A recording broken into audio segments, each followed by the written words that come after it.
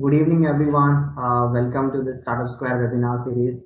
Today we have delegates from Cisco and Mr. Murugan, Vasudevan is there, and Ms. Nayantara Nath is there. So today's topic for webinar is how CSR fund can be leveraged to early stage startups, how they can leverage the CSR fund. So we have Mr. Murugan and Nayantara. I'll just brief about them.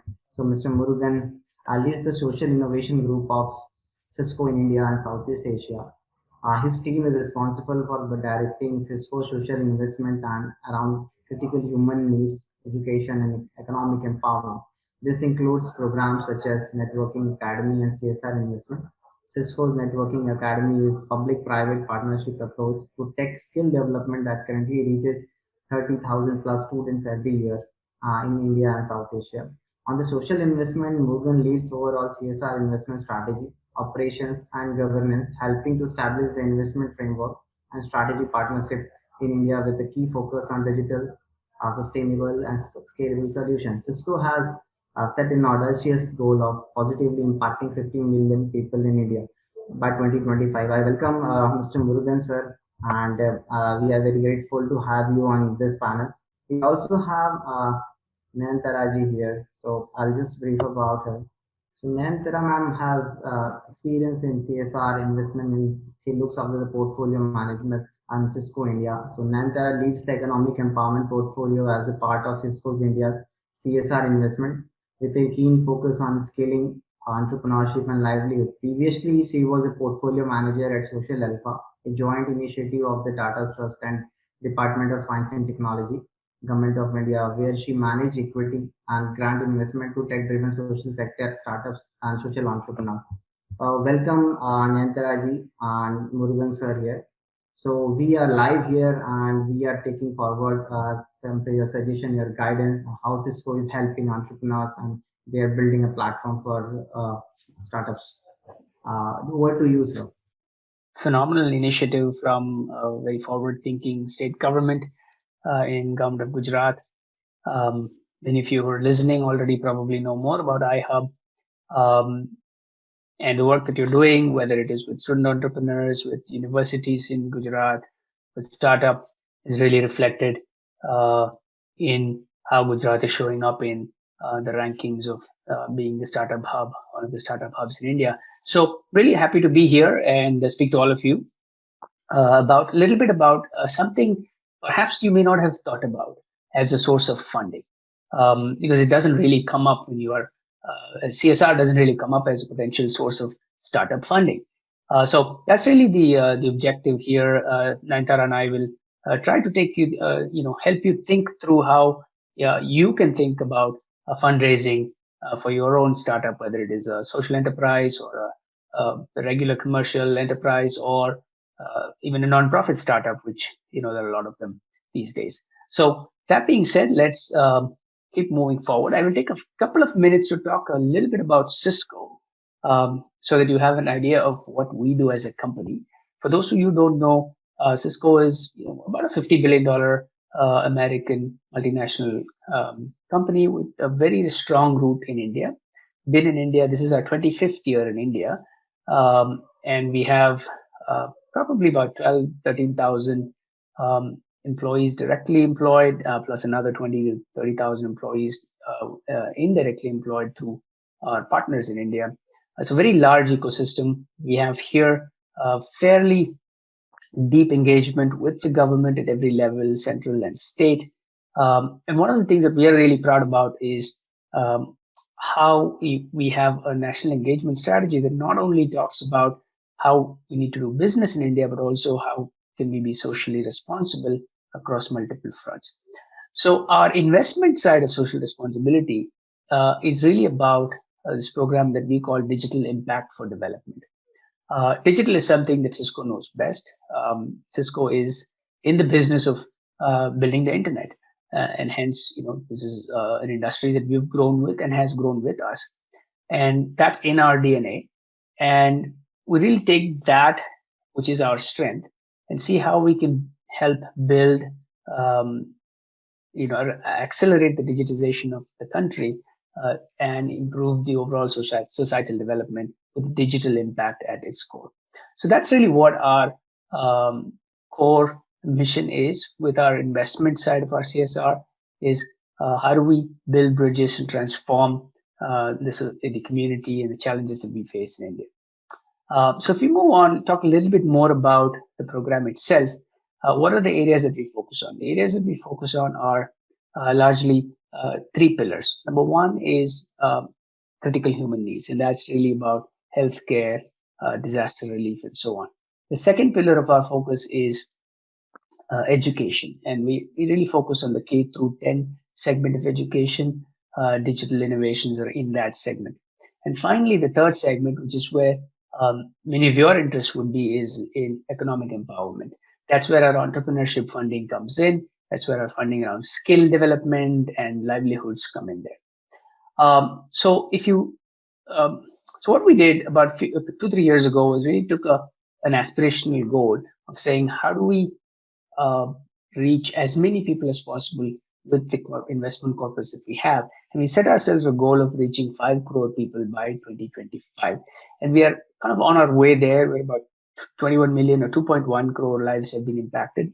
This is an externally audited number, and we're kind of on track to reach 5 crore people. So how do we do it? We do it in partnership with, we do it through our grants. And what type of grants we do, we'll talk a little bit more about that. But the driving principles for how we invest are, as I said, digital being the DNA of Cisco. So hence, most of the investments are focused on digital solutions.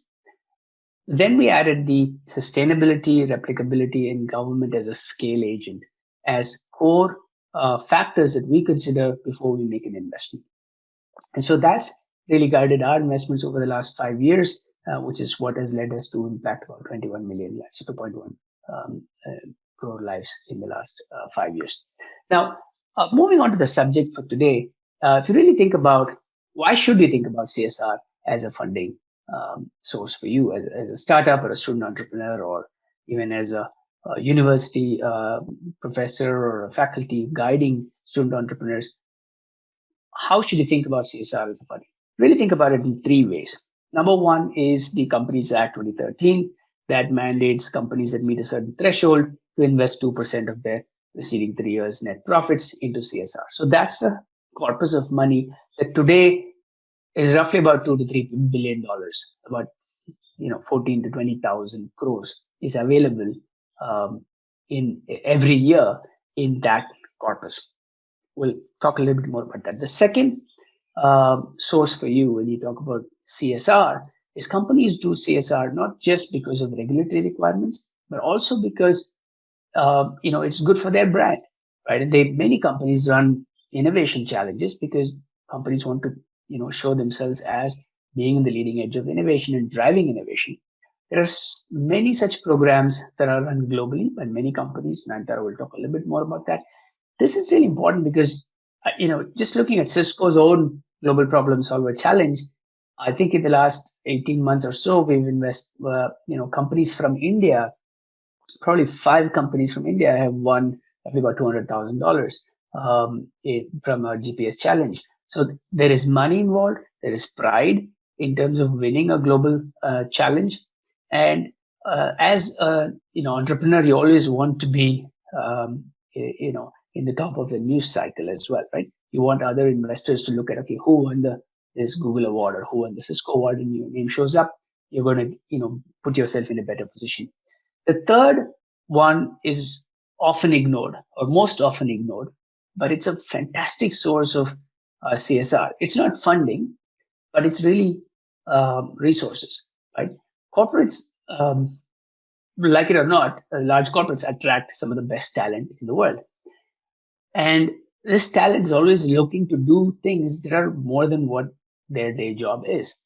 And some of the industries, especially in IT services, there is a fantastic opportunity to tap into the talent that is there in the industry to do work for you. And they're happy to do that too. So Nayantara, again, we'll talk a little bit more about why they want to do it and how you can tap into that as well. So these are the 3 things that I would like you to think about when you look for funding or support as you as you go through your startup journey. There is a fourth one here, and that we may hear more about it in the coming days. It was launched in the budget 2 years ago, and there is a lot of traction around it as we speak. It's called the Social Stock Exchange.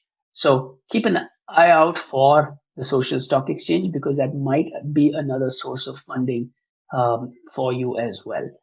So with that, I'll hand it to Nayantara to take you through some of the details of each of these pillars.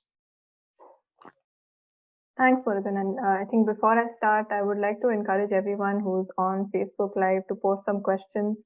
I think it'll be best if we interact with you and address any direct questions that you have.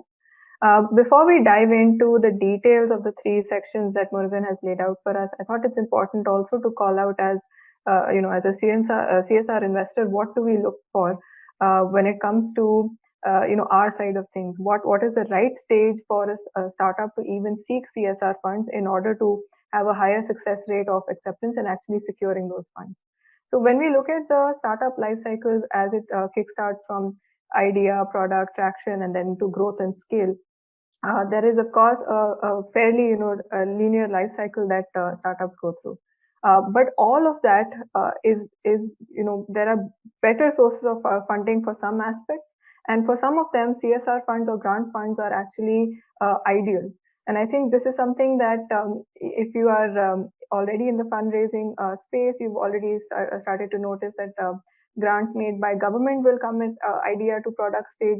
There is also a lot of post MVP funding that VCs and social incubators will be providing, but there are some gaps.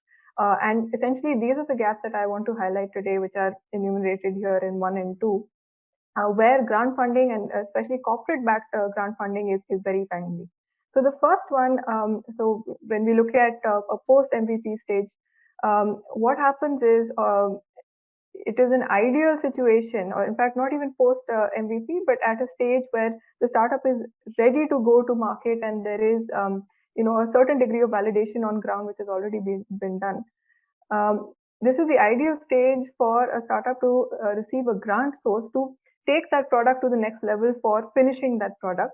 And from a CSR funder point of view, this is the right stage for a grant fund to be given to such an enterprise, because then the funder can attribute the product completion as one of the reporting factors as an innovation that the corporate donor has created. Since CSR funds in India, as Murugan has already mentioned, are governed by the Companies Act, there is a significant amount of reporting that corporate donors have to do to the Ministry of Corporate Affairs. Therefore, an innovation is also a good thing to report back to the government. The next stage, or the second one, is perhaps more intuitive. A grant for scaling, and especially if the product is validated, is ready, but taking it from one geography to another, especially if it is a pilot program, is another area where grant fundings can be tapped into, and especially those backed by CSR sources from corporates. So I wanted you to think about this a little, that and we've seen some requests that come up perhaps at a pre-MVP stage, and most of that is, say, an upfront capex cost, which of course CSR funds does not lend itself well to. It may even come in post MVP stage, but not at a scaling up level, but instead for OPEX and continuation of the, say, cost of salaries and other things, which of course incubators and other sources of funding is best for. But these are the two gap areas where definitely grants can kick in and CSR funds can be leveraged. Moving on and taking a deep dive into the 2% grants. So primarily there are two ways to look at it depending on how your organization is registered. Of course, for non-profit startups, I think it is a very direct route. You might already be aware, but I'll quickly run you through how the process works.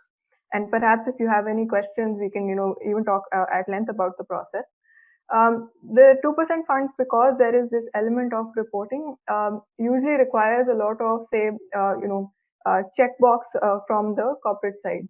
So of course, it has to be a non-profit entity as recognized by the government. It should be in existence for at least 3 years. And very importantly, there needs to be a footprint on the ground, or the number of beneficiaries needs to be enumerated. And that is because for CSR donors, beneficiaries is a number that is reported to the government. In fact, with the amendment that has come in last week, even more so, the government has put together a table of what all needs to be reported by CSR donors against each project. What happens is that internally, portfolio managers like myself in CSR companies follow a very rigorous process, even from a compliance point of view, to meet some set objectives. And I think when we talk about the global grants, I can tell you about what these objectives are. From a Cisco point of view, that objective is, as Murugan mentioned, to support technology-driven solutions. But say there is another donor, and I have some examples here on the slide. They might have a different objective set in mind. For a non-profit startup to approach a CSR fund from a corporate, it is best to already know what that set objective is.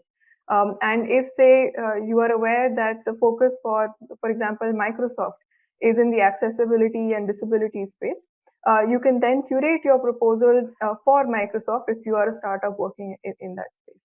But knowing that, say Cisco is interested in skilling and they've never done a disability related grant before, you have a clear set of understanding of what these objectives are. And needless to say, all this information is usually publicly available on the company's websites. The CSR reports are published year on year. So that amount of research will help you increase your chance of success in securing those CSR funds as a non-profit startup. Now, for-profit startups, there is a slight indirect route that we take in India. Because, of course, being a for-profit entity, you cannot tap into CSR funds directly as a direct association with the corporate donor. Having said that, we are seeing a trend form over the last, I think, about 3 or 4 years. Most innovative companies, most tech-driven companies are, leveraging the CSR law amendment, which very clearly says that incubators that are looking to support, entrepreneurs that are looking to support innovation, research and development projects can be supported through CSR funds. And in fact, the list of DST and DBT recognized incubators are available publicly for you to associate yourselves with. Perhaps iHub here can also guide you to the incubators that you can, work with and get yourself associated with. Most of these incubation programs, and you'll see increasingly that technology-driven companies are adopting some of these programs that incubators are running. And I'll talk a little bit more about how at Cisco we work with incubators. But some other good examples out there, perhaps that have kickstarted in the last 2-3 years, or those which are recurring. Unilever has done the iPitch with Will Grow. I think the last edition was in end of 2019. Google has a focus on AI and therefore has partnered with Social Alpha specifically on AI startups. Facebook has done an interesting program with the Nudge, and this is focused only on women entrepreneurs because that seems to be an internal objective for Facebook to drive. And Emphasis Foundation has done, associations with very diverse set of incubators, and whether it is on disability or whether it is on skilling, they have, different programs running with each. So when you evaluate an incubator for yourself to partner with, definitely look at what corporate partnerships they have, what are the different objectives of that corporate, and chances are that you will be able to tap into grant funding with the incubator as a pass-through, but the grant funding will be coming from the corporate. So I think with that, I'll show you a sample of what our portfolio from a CSR point of view is looking at. And interestingly, you will see that as we have, gone over the last, say, 4 or 5 years, the number of non-profit organizations, or rather the traditional non-profit organizations, the way we used to perceive NGOs, has been reducing, and more digital public goods related non-profits are coming up. So some of these are even young organizations like Leadership for Equity or Madhi Foundation. They are organizations, non-profits under 5 years of operation. From our portfolio point of view, you will see in Project Entrepreneurship and Livelihoods that we're showing here that there are 3 prominent incubators that Cisco is already associated with. One, of course, being Nudge, where we ran the first 3 NCORE cohorts. We have also associated with IIM-CIE for an accelerator program for IoT-driven startups. And most recently, we've added Social Alpha to our portfolio, where we're working on agri-tech solutions. So definitely, you'll see, it is not just the traditional NGO partners that corporate donors are working with. They're adding more and more incubators and these other type of research and innovation projects to their portfolio. One of the other things that Murugan highlighted, and I think this is again a source of funding that requires a little bit of research. So not every entrepreneur, is aware of all the different opportunities out there. It is not just the India funds that are available for startups. Many a time, the large MNCs and innovation-driven companies have global programs that exist. And I think the best example for me to start with is the Cisco Global Problem Solvers, which in fact has a section separately for India as well. And this is as of this year, because it has been such an unusual year, the investment has been increased. As a conscious company, Cisco has said that, instead of about $300,000 US, we are increasing our ticket size to $1 million and making grants, for that amount. So what we don't realize as Indian startups is how likely it is that you will actually win this prize as long as your validation is done, you have the right amount of you've done the documentation correctly, and you put together the proof of the value of your solution. There is a chance that Indian startups will secure the winning sort of spot. And interestingly, and perhaps Murugan can add a little bit more about the winning startups, but it has been Indian startups who have won the last two editions of the Cisco Global Problem Solvers, or at least have ended up in the finalist or the semi-finalist positions. And Murugan, would you like to add about the 5 startups that have been selected? Yeah, sure. I think we've had more entries from India than any other country in our Global Problem Solvers Challenge. And hence we created a separate category of prize called the GPS India Challenge, right? And so we see that trend accelerating over the last 2 years. 3 years ago, we had TrashCon, which won the award. And then it was CareNX, which had the fetal health monitoring app on Android. And then this year, we had SenseGrass, Gramhal, and Arosia. We're all in the social impact space. We're all, for-profit, private limited companies, which are all kind of in that MVP plus stage that have won the awards. And they've all gone on to then receive additional funding through various accelerators that are there. And so it is definitely something that all of you should explore, whether it is the Cisco GPS challenge or any of these other ones that are on the screen. There are many more. Just don't ignore some of these global ones, because the application process is usually online, and you can do it, asynchronously, and it's most often, almost always the case, it's unrestricted capital that comes in, which is really worth its weight in gold at the stage at which if you're pre-MVP or MVP plus, you want unrestricted capital. So yeah, that's. Thanks, Murugan. So I think speaking about the type of grants that are available, and also recognizing that the source for this is not going to be the India funds, or it will be rather allocated at a global level. Many of these challenges are annual and year on year. Some of them even have quarterly cycles. I think a good example here is Google, where although I've highlighted the Voice AI challenge here because it is active right now, AI is the focus for Google, and this quarter it might be Voice AI, and the next quarter it might be some other type of AI solution that they're looking for. So there is a definitely across the board you have the type of companies that are looking at technology focused startups. They're scouting on the basis of the type of solution that is there. This is something Cisco also did at an India level, where we had a IoT based accelerator. And the other end of the classification is also where you have impact driven. So you're looking more at a cause based type of program.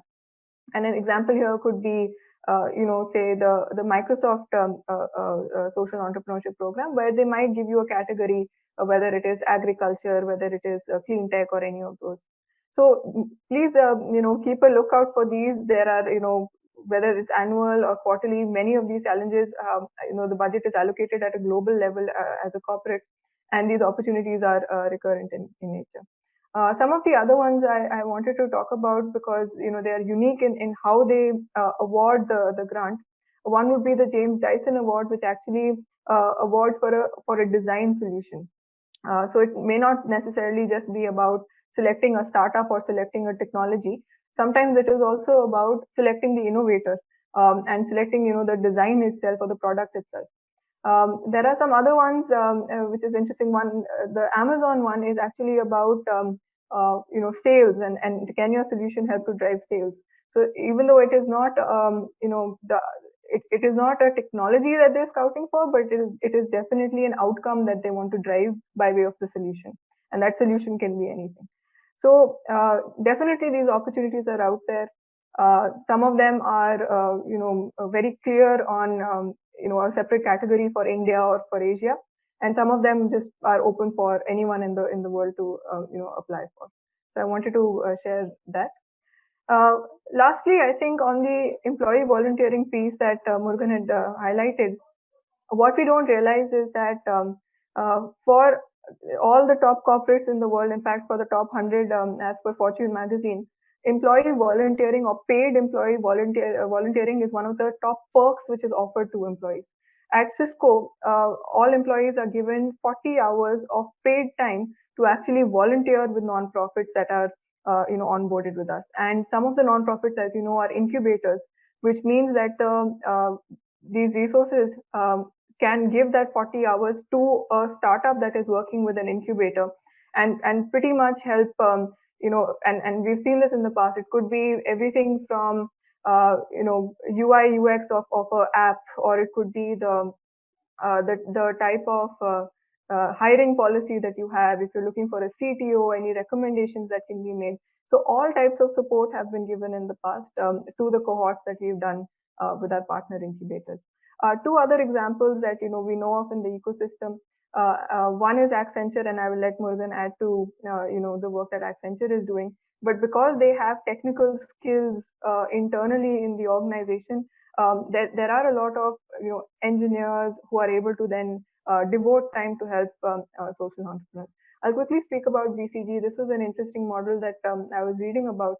How again there is paid time of the business strategy team, which is made available for the growth of social enterprises, and this again counts as CSR for the organization, even if there is no grant funding which is being given out.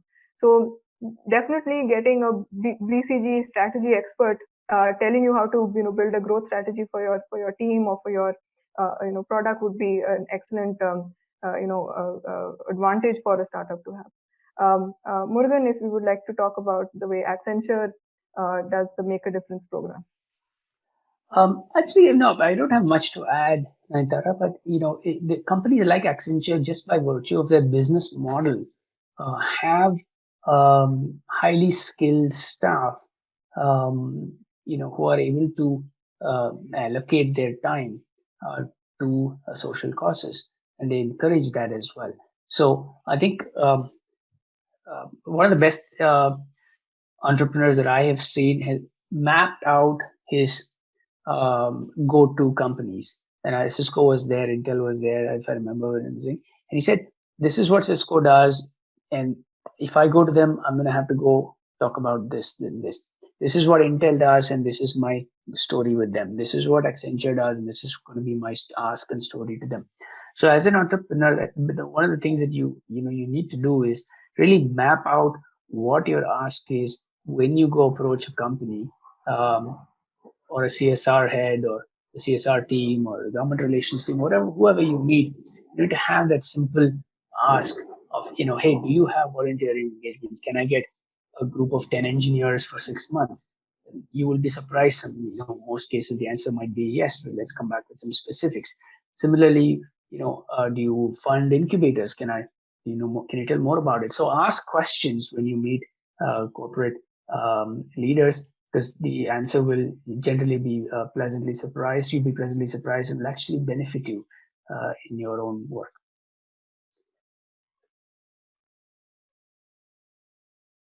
Thanks, Morgan. And I think with that, we've spoken quite a lot. It will be good to hear if there are any questions from the audience and if we can help answer some concerns.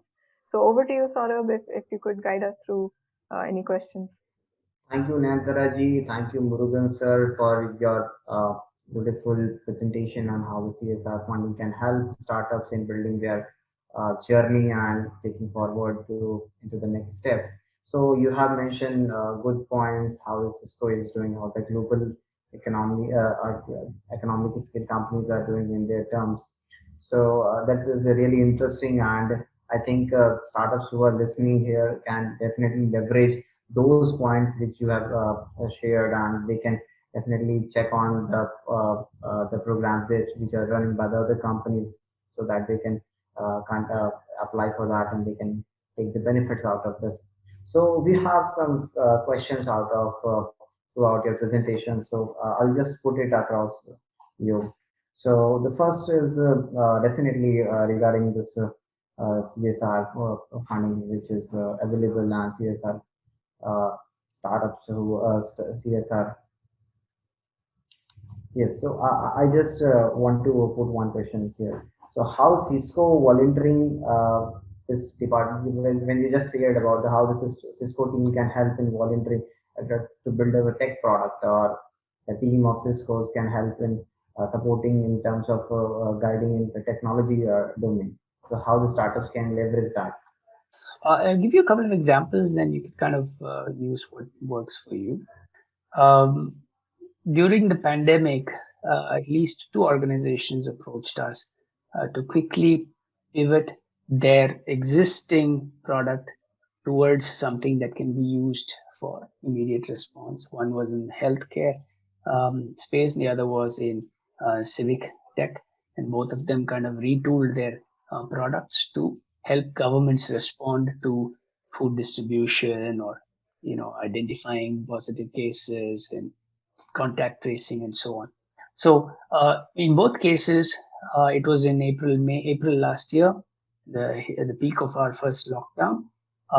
We had a significant number of Cisco engineers who jumped on immediately. They came with a clear ask. So when you approach a corporate, there one thing you have to be really clear about is make the ask very specific and clear. What corporates generally will be able to give you is staffing, but what they will not be able to give you is a firm turnaround timeline, because it's not my day job, right? I have to do it in my extra time. But if you go and say, I need your help to build this module, these are the tools that are being used, this is the access to all the back end, front end, everything. It would be nice to get this done in the next 6 to 10 weeks.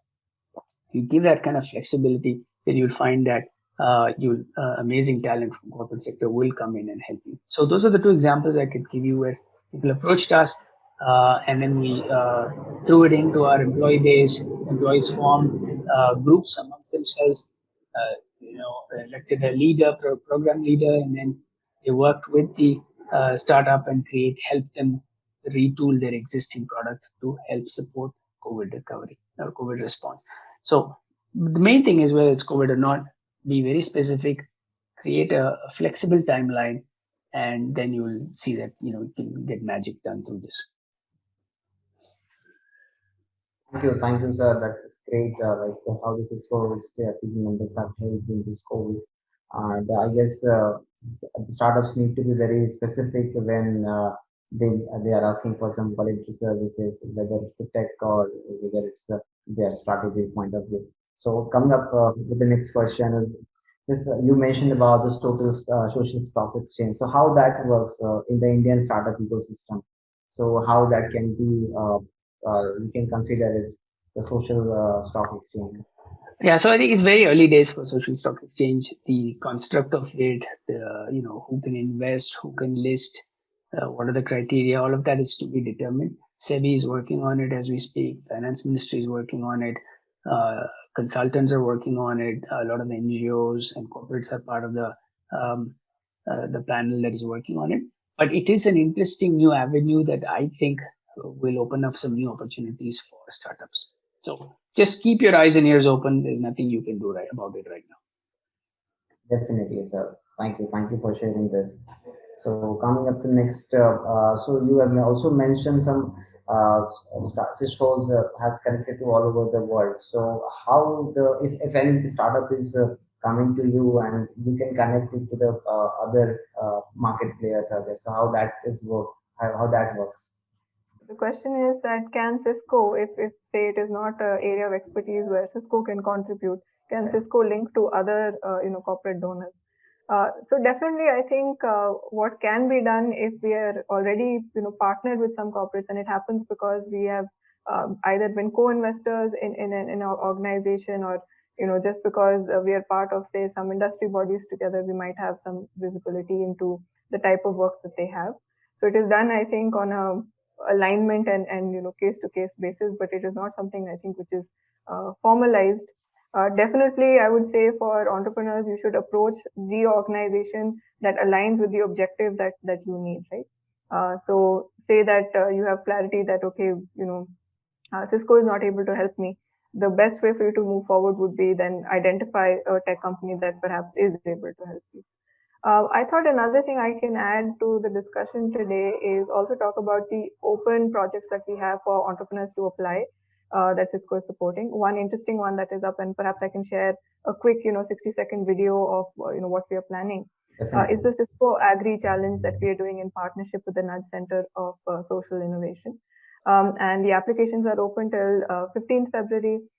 In fact, we had a fairly grand scale launch where the principal scientific advisor to the government of India. He was there and he spoke about how really supporting agri-tech right now is the need of the hour when we look at the impact it will have on rural livelihoods. So I think with that, very quickly, if I could share, and I can paste the link here. Perhaps you can, share it with everybody who's joined elsewhere, or we can, Google the Cisco Agri Challenge. It will be good to see if some of the entrepreneurs we are speaking to through iHub are able to, apply for this. Let me just play the video.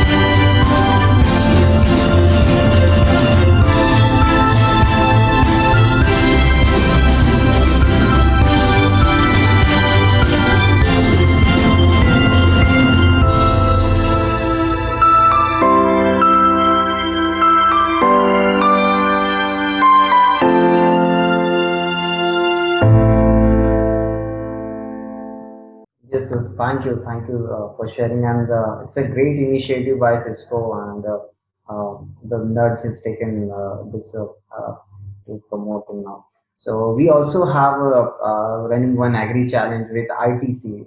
So I have and ITC is running one agri challenge where they have given some sort of problems the ITC is facing, and we can circulate it to the startups and the students who are providing us the innovative solution. So we are also running similar kind of a challenge. But that is interesting that Cisco is taking, and I'll share this to all the entrepreneurs who is joining through the Facebook Live or who are associated with iHub. I'll share the agri challenge to all those startups and entrepreneurs among our group and all the social medias. I guess we have a couple of questions left. So one startup is asking if any startup is working on National Education Policy 2020. So how as you mentioned, the Cisco is supporting an education segment. So how that can be, where that startup can align with Cisco's goal. I'm not sure about the policy aspect of that question, but how can Cisco support education driven startups? Right. So the roots are the same as we had, illustrated previously. If it is a non-profit entity and it has been in existence for 3 years, and there has been already some level of validation, definitely you can approach Cisco directly. But if it is a for-profit entity, you are aware of the different associations we have, which we've spoken about through different incubators. Currently, for this year, and again, because we are looking at a post-pandemic economic recovery, and especially the impact the lockdown has had on livelihoods, our focus is on rural livelihoods. So, if it is an initiative that is, set in the rural space, perhaps you could reach out to us through iHub and let us know, and we're happy to consider it. But definitely the focus for us for this financial year is towards the rural space, because that's where we think our CSR funds would be best utilized. So currently in iHub, we have almost 10 plus startups who are working on different segments in education area, and some of them are also working on the rural development of the education segment, and a few of them are into the board games. So they are developing some games for the education segment so that they can easily understand the mathematical problems and all.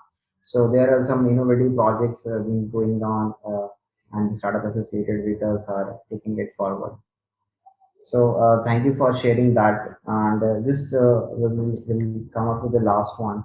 So there are some startups has gone through the Cisco Launchpad program. So can you highlight few initiatives of how the Launchpad is doing and how the Cisco is taking forward? The Launchpad program, I think, has been running the sixth or eighth cohort. I'm not exactly sure. Nandini or Shruti would be in a better position to answer. But it's been one of our most successful corporate accelerators in India. Several of our portfolio organized companies have gone on to raise a lot more capital and do scale up in their operations in their product development. Some of them have also been able to successfully integrate into the Cisco channel, to sell into the Cisco, to leverage the Cisco reach in the market as well. So it's a lot of the details. Anyone who's interested is available on a very well maintained website. It talks about all of our portfolio companies, talks about the criteria, how you can apply, when does the next cohort start, what is the current cohort doing, how can you get engaged. All of that detail is available. It's a very well run program, one of the best corporate accelerator programs in India, in my opinion, and having shown its success over many years now. So I strongly encourage anyone who's interested in Launchpad, go check out the website, follow them on Twitter. There's a lot to learn from that itself. Thank you, sir. That's great. And I think the Cisco Launchpad will also provide support to all the tech startups who are working associated with iHub and across the Gujarat. So, as you mentioned, this voluntary program, you were also contributing a lot in that. So, we hope like some of the startups who is approaching us, and we can take support. You can guide them, and I'll just take a few bunch of startups and I'll share with you so that iHub and Cisco can mutually contribute in this way. Certainly. So we are already done with those questions. So anything else you would like to share on Cisco's behalf, like how you can make this whole ecosystem bigger and better? No, we are here to help all the entrepreneurs. We have different programs, both local, Indian, and global programs. And most importantly, we're just one of many options that an entrepreneur has. And think through all of the different fundings options available. Some of them are not obvious.